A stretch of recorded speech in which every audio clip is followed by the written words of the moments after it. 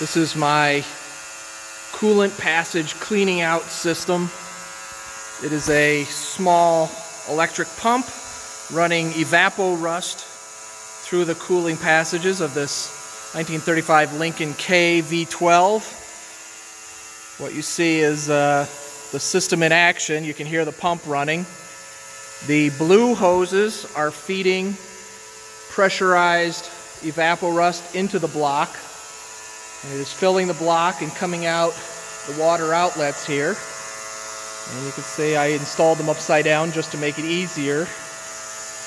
But as you can see, it's moving through there pretty well. A little bit of a current going in there.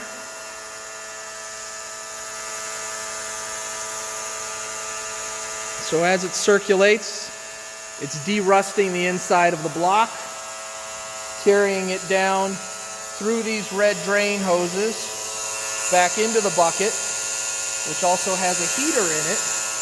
Right now it's running at about 120 degrees, the whole system. The warmer you can get the Evapo-Rust, the more effective it is.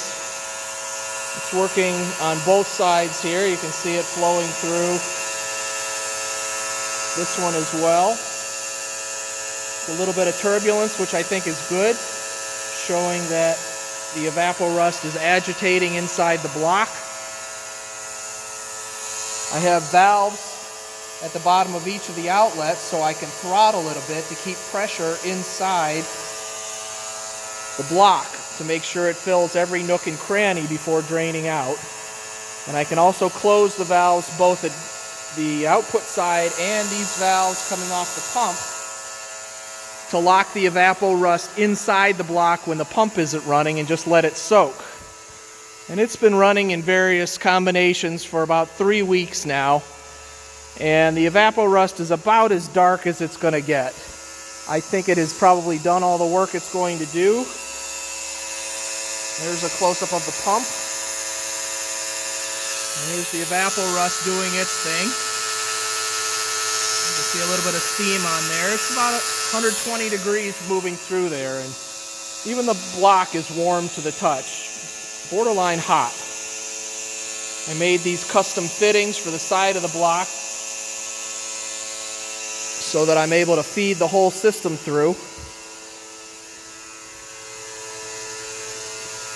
So I'm going to let this run for another day or two, and then I'm going to run some detergent through it just to clean out any residue that might still be in there.